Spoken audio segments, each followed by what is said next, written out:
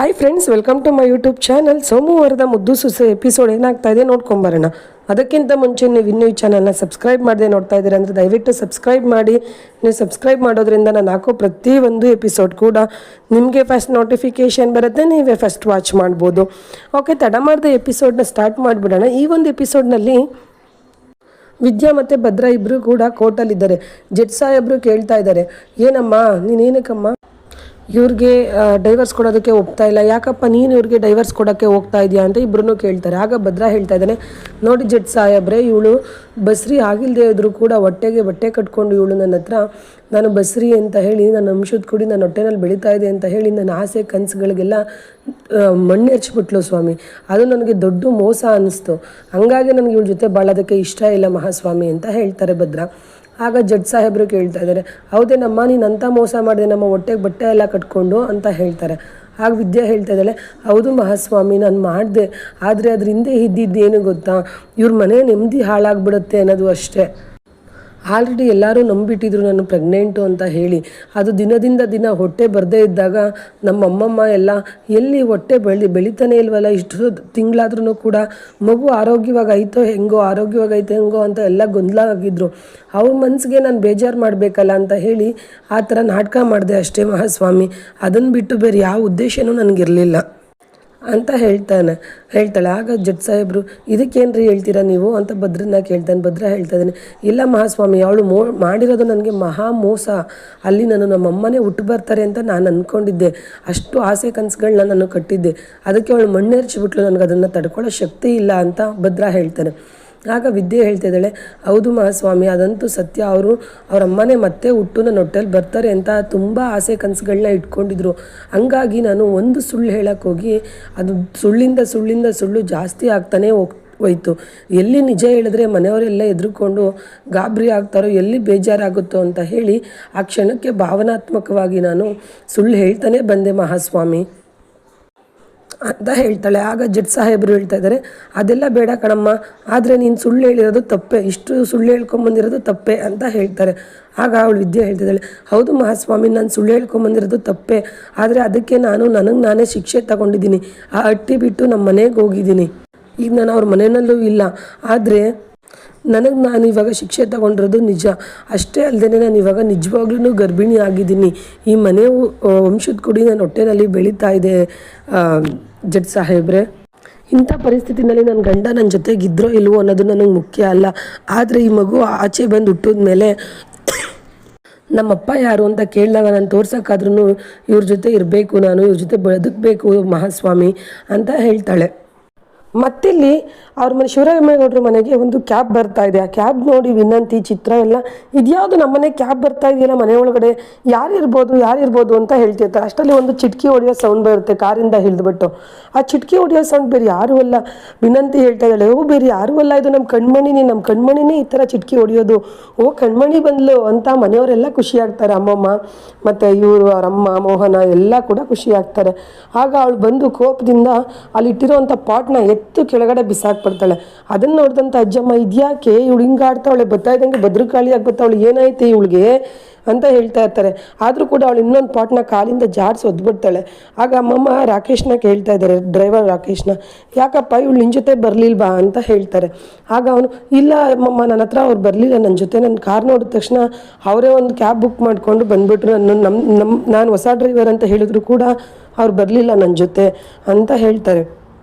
ಆಗ ಅಜ್ಜಮ್ಮ, ಇದ್ಯಾಕೆ ನಿನ್ನ ಮಗಳು ಹಿಂಗಾಡ್ತಾ ಇದ್ದಾಳೆ, ಕೇಳೆ ಏನಾಯಿತು ಅಂತ ಕೇಳ್ತಾರೆ. ಆಗ ಮೋಹನ, ಕಣ್ಮಣಿ ಅಂತ ಕೈ ಹಿಡ್ಕೊತಾರೆ. ಬಿಡಮ್ಮ ನೀನು ನನ್ನ ಕೈನ ಅಂತ ಹೇಳಿ ಕೈನ ಕಿತ್ತು ಬಿಸಾಕ್ಬಿಡ್ತಾಳೆ ಅವ್ರ ಅಮ್ಮಂದು.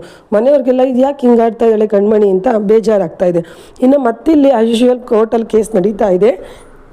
ಜಡ್ಜ್ ಸಾಹೇಬರು ಹೇಳ್ತಾ ಇದ್ದಾರೆ, ಏನಮ್ಮ ವಿದ್ಯಾ, ನಿನ್ಗೆ ಇದನ್ನು ಬಿಟ್ಟು ಇದೊಂಥರ ಸಿಲ್ಲಿ ಕಾರಣ ಆಯಿತು, ಇದನ್ನು ಬಿಟ್ಟು ಬೇರೆ ಏನಾದರೂ ಅತ್ತೆ ಮಾವ ಹಿಂಸೆ ಕೊಡೋದು ಈ ಥರ ಏನಾದರೂ ಇದ್ದರೆ ಹೇಳಮ್ಮ ಅಂತ ಹೇಳ್ತಾರೆ. ಆಗ ವಿದ್ಯೆ ಹೇಳ್ತಿದ್ದಾಳೆ, ಆ ಥರ ಯಾವ ತೊಂದರೆನೂ ಇಲ್ಲ ಮಹಾಸ್ವಾಮಿ, ಹೇಳಬೇಕು ಅಂದರೆ ಆ ಮನೆಯಲ್ಲಿ ನನ್ನನ್ನು ಮಗಳಿಗಿಂತ ಹೆಚ್ಚಾಗಿ ನೋಡ್ಕೊಂಡಿದ್ದಾರೆ, ಆ ಥರ ಯಾವ ಹಿಂಸೆನೂ ನನಗೆ ಕೊಟ್ಟಿಲ್ಲ ಮಹಾಸ್ವಾಮಿ ಅಂತ ಹೇಳ್ತಾರೆ. ಆಗ ಜಡ್ಜ್ ಹೇಳ್ತಾ ಇದ್ದಾರೆ, ಮತ್ತು ಇದೊಂದು ಕ್ಷುಲ್ಲಕ ಕಾರಣಕ್ಕೆ ನೀವಿಬ್ರು ಡಿವೋರ್ಸ್ ತೊಗೊಳಕ್ಕೆ ಹೋಗಿದ್ದೀರಾ, ಮದುವೆ ಅನ್ನೋದು ಒಂದು ಬಂಧ ಅನುಬಂಧ.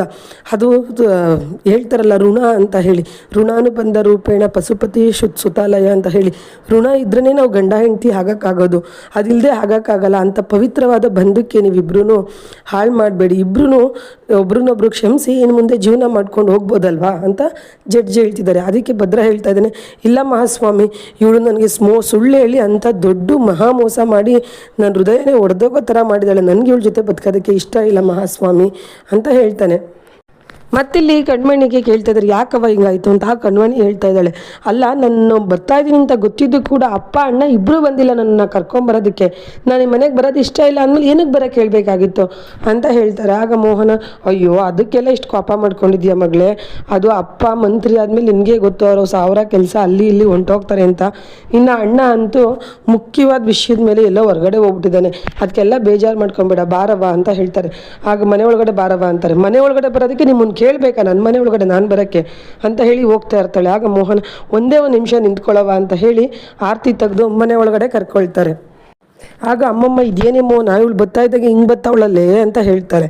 ಆಗ ಅವರು ಹೇಳ್ತಾ ಇದ್ದಾಳೆ, ಅವರ ಮೋಹನ, ಇರಲಿ ಅಮ್ಮ, ಏನೂ ಆಗಲ್ಲ ಅತ್ತೆ, ಅವ್ರ ಅಪ್ಪನೂ ಮತ್ತು ಅವ್ರ ಅಣ್ಣನೂ ಬಂದಮೇಲೆ ಅವಳೇ ಆಟೋಮೆಟಿಕ್ಕಾಗಿ ಸರಿ ಹೋಗ್ತಾಳೆ, ನೀವು ಚಿಂತೆ ಮಾಡಬೇಡಿ, ಸುಮ್ಮನಿರಿ ಅಂತ ಸಮಾಧಾನ ಮಾಡ್ತಾಳೆ.